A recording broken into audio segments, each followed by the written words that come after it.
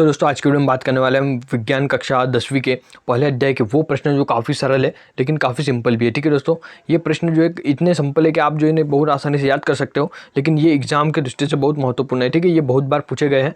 ठीक है, तो आपको जो इन प्रश्नों को कर लेना है और हम जो इन प्रश्नों को आपको अभी कराने वाले हैं और आपको मेमोराइज भी जो इनको कराने वाले हैं। ठीक है दोस्तों, तो इस वीडियो के पहले हमने एक वीडियो बनाया था जिसमें हमने आपको बताया था कि भाई आप किस प्रकार साइंस में टॉपर बन सकते हैं। अगर आपने वीडियो नहीं देखा तो आप इस वीडियो को पूरा देख लीजिए क्योंकि ये इसी का जो है नेक्स्ट पार्ट है। ठीक है दोस्तों, तो चलिए हमारा जो वीडियो स्टार्ट करते हैं। तो देखिए सबसे पहले आपके सामने प्रश्न है दोस्तों कि वायु में जलाने से पूर्व, ठीक है, यानी हवा में यानी वायु में जलाने से पहले मैग्नीशियम रिबन को साफ क्यों किया जाता है। ठीक है, तो ये प्रश्न है दोस्तों आपका। तो दोस्तों ऐसा इसलिए करते हैं, मैग्नीशियम रिबन एक रिबन होती है कुछ इस प्रकार से, जिस प्रकार से मैं अभी स्क्रीन पर बना रहा हूँ इस प्रकार की रिबन होती है। अब इस रिबन पर दोस्तों कुछ ऐसे ऑक्साइड जमे होते हैं। ठीक है, अब यहाँ पर हमें पूछ रहे कि भाई साफ क्यों किया जाता है। ठीक है, तो ये जो ऑक्साइड जमे हैं दोस्तों, इन ऑक्साइडों को हटाने के लिए इसे साफ किया जाता है ताकि जब इसे जलाया जा सके तो ये जो जल जाए, पूर्ण रूप से जल जाए। जहाँ पर ये ऑक्साइड है वो जो हिस्सा है वो न बच जाए। ठीक है, तो हम सिंपल सा दोस्तों इसके उत्तर में लिखेंगे कि मैग्नीशियम रिबन के ऊपर एक धुंधली मैग्नीशियम ऑक्साइड की आरक्षक परत जम जाती है, उसे हटाने के लिए वायु में जलाने से पूर्व मैग्नीशियम रिबन को साफ किया जाता है। ठीक है, इतना सा आंसर है दोस्तों आपका। उम्मीद करता हूं आपको याद हो गया होगा। अगर नहीं हुआ तो आप एक दो बार इसे प्रैक्टिस में लाएगी ना तो आपको बिल्कुल याद हो जाएगा। अगला दोस्तों आपका, किसी पदार्थ एक्स के विलयन का उपयोग सफेदी करने के लिए होता है। ठीक है, सफेदी करने के लिए दोस्तों ये आपको सिंपल सा पूछ रहा है कि भाई सफेदी करने के लिए किसका विलयन होता है, तो होता है दोस्तों चूने का। ठीक है, चूने का उपयोग जो हम सफेदी करने के लिए करते हैं, लेकिन आप एग्जाम में तो चूना लिख नहीं सकते हैं। तो एग्जाम में आपको विज्ञान में जो चूने को कहते हैं वो कहते हैं कैल्शियम ऑक्साइड। ठीक है, क्या कहते हैं दोस्तों विज्ञान में चूने को, कैल्शियम ऑक्साइड। तो आपको विज्ञान में यहाँ पर जब आपको एग्जाम में आएगा तो आपको चूना नहीं कैल्शियम ऑक्साइड लिखना है और उसका जो सूत्र भी आपको लिख देंगे तो आपको फुल मार्क्स मिलेंगे। तो यहाँ पर आप कौन सा पदार्थ एक्स का नाम क्या है दोस्तों, चून कैल्शियम ऑक्साइड, और उसका सूत्र है CaO। अगला दोस्तों आपका तीसरा प्रश्न है, संतुलित रासायनिक समीकरण क्या है।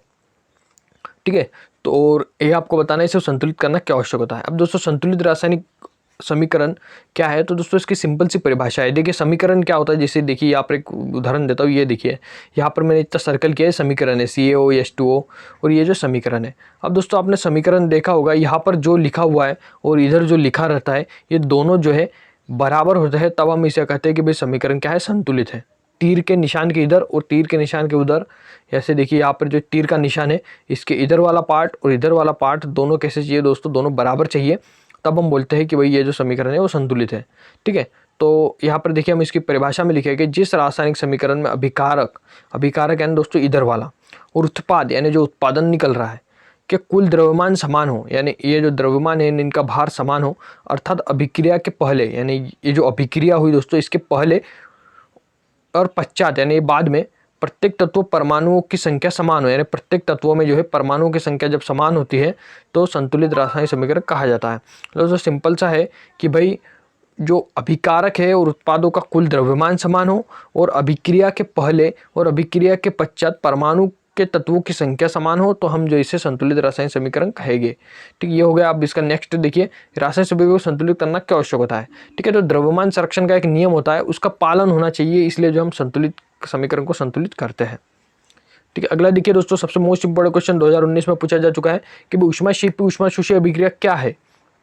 ठीक है दोस्तों, तो यहाँ पर देखिए जिस रासायनिक अभिक्रिया में उत्पादों के साथ ऊष्मा भी निकलती है वह ऊष्माक्षेपी अभिक्रिया कहलाती है। सिंपल सा रासायनिक अभिक्रिया हुई दोस्तों, कोई भी रासायनिक अभिक्रिया अगर उसमें ऊष्मा निकली तो ऊष्माक्षेपी अभिक्रिया, अगर उसमें जो ऊष्मा नहीं निकली, ऊष्मा का शोषण हो गया, तो वो होगी ऊष्माक्षेपी अभिक्रिया।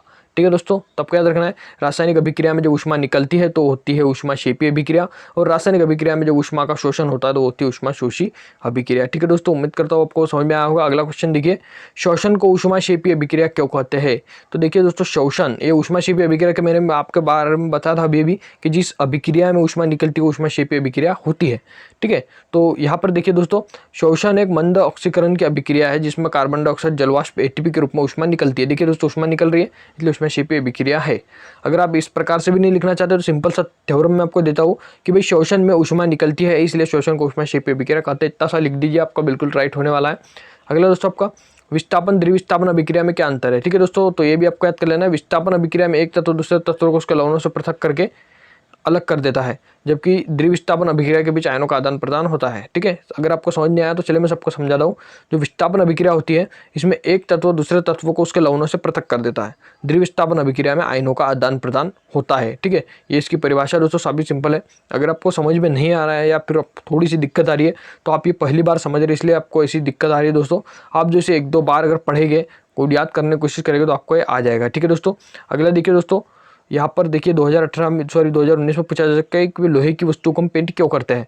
तो उसका सिंपल सा आंसर है दोस्तों, लोहे को संक्षारण यानी होता है दोस्तों जंग। ठीक है, जंग लिखिए, संक्षारण लिखिए, लेकिन आप विज्ञान की भाषा में संक्षारण लिखिए चल जाएगा। तो संक्षारण से बचाने के लिए हम जो इसे पेंट करते हैं ताकि ये नमी के संपर्क में न आए। ठीक है दोस्तों, अगर आपको समझ नहीं आया तो देखिए, लोहे की वस्तु को हम पेंट करते हैं किससे, जंग से बचाने के लिए हम लोहे की वस्तु को पेंट करते हैं ताकि वो नमी के संपर्क में न आए।